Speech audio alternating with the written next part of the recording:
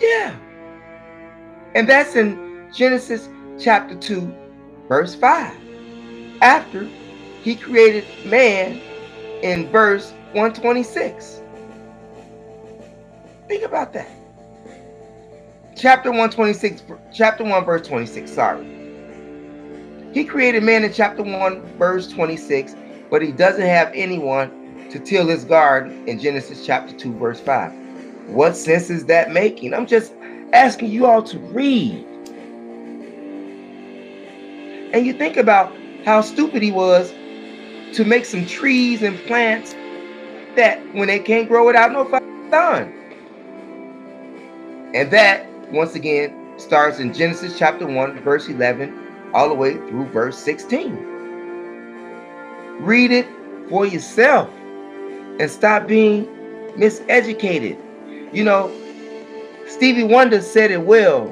Superstition, writing on the wall. Believe in something that you have no knowledge of. But anyway, moving right along. Am I making sense to you all right now? As you move along to Genesis chapter 3, all of this time, God has never called this man that he created any name. Now, God even gave in chapter 1, God placed the whales. The whales. Now remember, the whales is important because God made whales.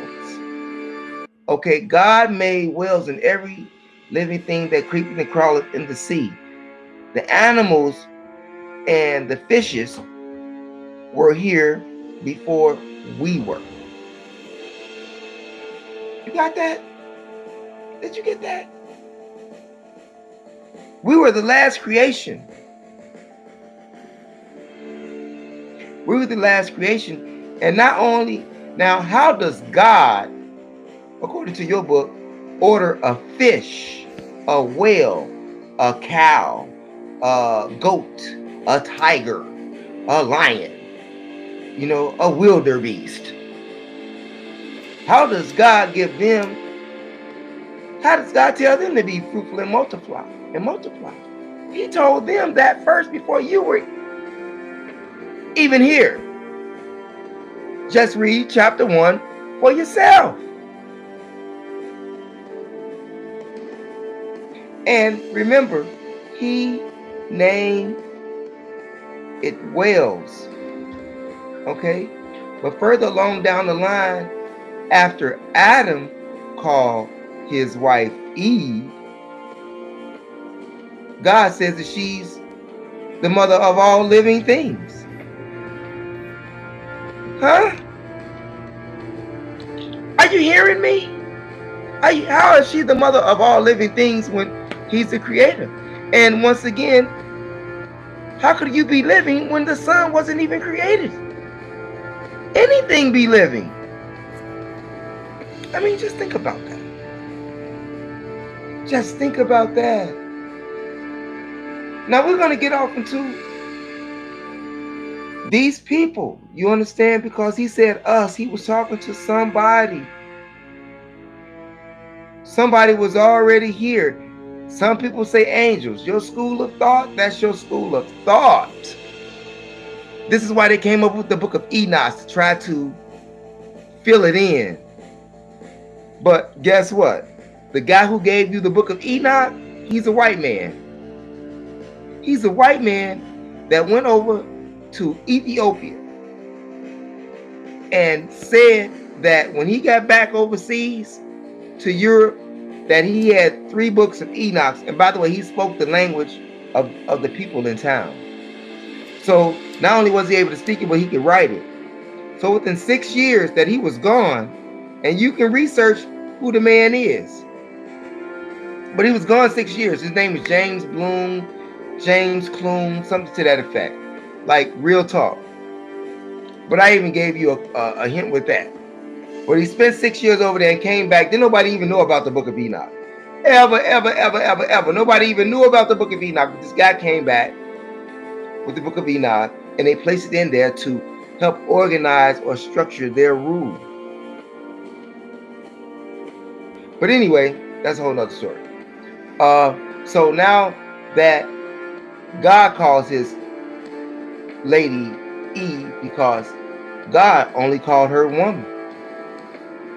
Read your book. God never called her Eve. God called her woman. But yet says that she's the mother of all living things. But he's the creator of all living things. Like, really? I'm like, and you wonder why you have no power. And sadly, are the first to argue about a book that you really don't even understand, because most of my Christian family out there haven't even recognized the discrepancies that which I just presented to you. Have an open mind and don't think that I'm attacking you. I'm attacking the lock that's on your mind. That's what I'm attacking, because I know it's a lie. I know it's a lie. I know that it's a lie, and you know it's a lie. And anytime you think God talking to you, you know it's a lie, because you answer yourself for God. Just like that guy at the confession booth. That's just real talk. Oh my Lord, I want to be good today. What shall thy servant do today? Oh, thou shalt do this and thou shalt do that. And who's talking? You. You doing the talking. Now I know that the Creator is in you. He has to be in you. You're here. But if he's in you, why are you praying to somebody out there in space? I'm just saying. If you want to do it that way, why don't you just meditate? Versus pray to the in space. Even though you have a direct connection with that in space, but it ain't this God, because this God is too dumb. He created trees and grass and plants before he created a sun. So it's already dead before it's living. Research it for yourself, and please, by all means, leave out the Nation of Islam version and leave out the Christianity version with the Book of Enoch, and think for yourself. Think for yourself. Now in this, you will find that finally this Adam dude shows up on the scene. God never called him Adam.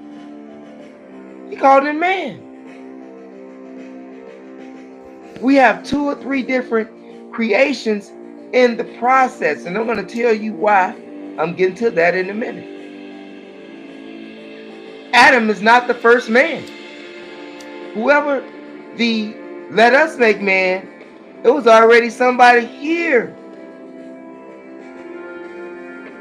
I'm going to get to all that in a minute. It gets very, very, very juicy.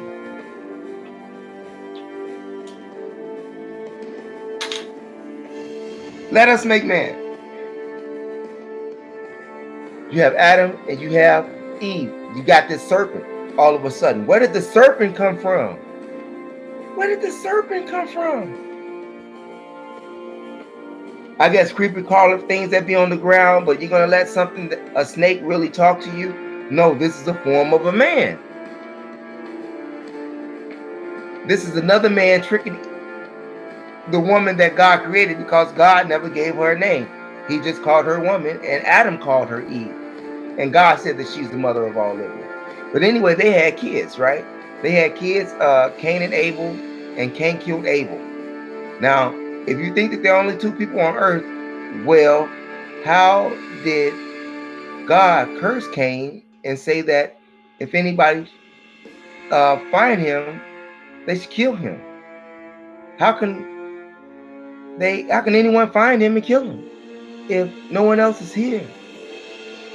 How is my Christian brothers and sisters? And then it goes on to say that Cain met his wife. How did he meet his wife when you just have Adam, Eve, Cain, and Abel? How did he meet his wife in the land of Nod? How did he meet his wife in the land of Nod?